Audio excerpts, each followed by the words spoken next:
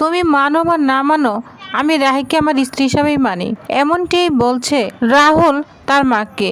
Happy viewers, এমনটি দেখতে পাবেন। সম্পূর্ণ জানতে ভিডিওতে একটি লাইক দিয়ে চ্যানেলটি সাবস্ক্রাইব করে পুরো ভিডিওটি দেখতে থাকুন। গল্পের শুরুতেই দেখা যাবে বাড়ির পুজোর বিশেষ অনুষ্ঠানের মাঝে সবার সামনে হঠাৎ করে রাহুল তার মাকে উদ্দেশ্য করে বলে ওঠে, মা তুমি মানো আর না মানো, আমি রাহিকে আমার স্ত্রী বলেই মানি। রাহুলের মুখ থেকে এমন কথা শুনে হতবাক হয়ে যায় রাহি।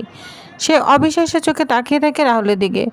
অন্যদিকে রাহুলের মা একই কথা শুনে প্রচণ্ড রেগে যায়। পরিবেশটা একদম থমথম হয়ে ওঠে। এরপর রাহুল শান্ত গলায় রাহির দিকে তাকিয়ে বলে, সেদিন তুমি যেমন পরিবারের সম্মান রক্ষা করার জন্য পিসিমণিকে কথা দিয়েছিলে, আজ আমিও ঠিক তেমনইভাবে এই পরিবারের শান্তি বজায় রাখার জন্য মাকে ওই কথাগুলো বলেছি। রাহি, তুমি দয়া করে এটা সত্যি ভেবে নিও না, আর প্লিজ এই কথাগুলো অন্য কোনো মানে খুঁজে বের করার চেষ্টা করো না।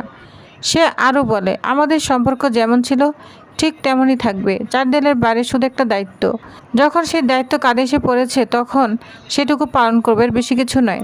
রাহুলের এই কথাগুলো শুনে রাহের চোখে যেন এক অদ্ভুত শূন্যতা ভেসে ওঠে।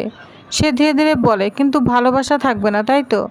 হ্যাঁ আমি জানি, আর আমি অন্য কোনো মানুষ খুঁজে বের করিনি, তুমি নিশ্চিন্তে থাকো। এই কথাগুলো বলার সময় রাহের কণ্ঠে লুকিয়ে থাকা কষ্টটা স্পষ্টই বোঝা যায়। বাইরে থেকে সব কিছু স্বাভাবিক মনে হলো, ভিতরে ভিতরে তাদের সম্পর্কের টানপ্রাণ যেন আরও গভীর হয়ে ওঠে।